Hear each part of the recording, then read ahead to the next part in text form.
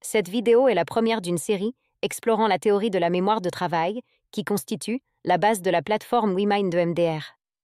Parmi les diverses théories sur le fonctionnement de l'EMDR, la théorie de la mémoire de travail, soutenue par des preuves significatives, s'est imposée comme la référence scientifique pour expliquer l'EMDR aux Pays-Bas et en Europe. L'EMDR 2.0 a été conçu pour optimiser l'EMDR en s'appuyant sur la théorie de la mémoire de travail, ce qui renforce l'efficacité de la thérapie.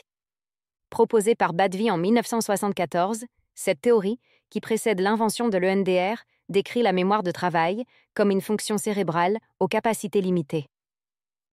Chaque événement traumatique est d'abord encodé dans la mémoire de travail avant d'être intégré à la mémoire à long terme. Lors de l'EMDR, nous transférons des souvenirs traumatiques de la mémoire à long terme vers la mémoire de travail.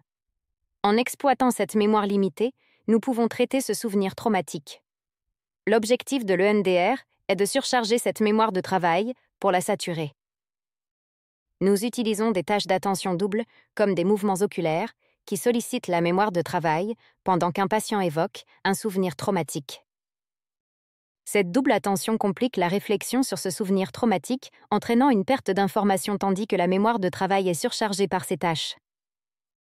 Ainsi, cette information n'est pas mémorisée de la même manière, le souvenir perd sa charge émotionnelle négative.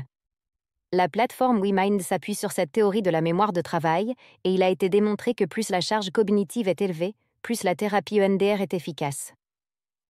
Les mouvements oculaires lents ont une faible charge de mémoire de travail, et cette charge augmente avec la rapidité des mouvements.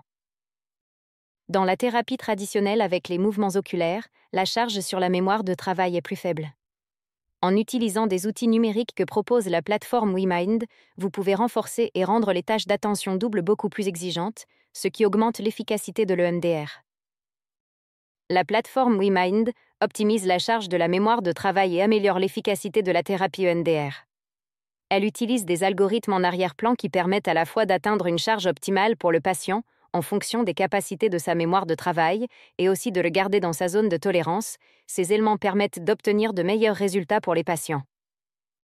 Des études et recherches ont été menées afin de perfectionner la plateforme pour rendre le EMDR plus efficace et personnalisé, car comme nous l'avons vu, le nombre de tâches qu'une personne peut accomplir dépend de sa propre capacité de mémoire de travail.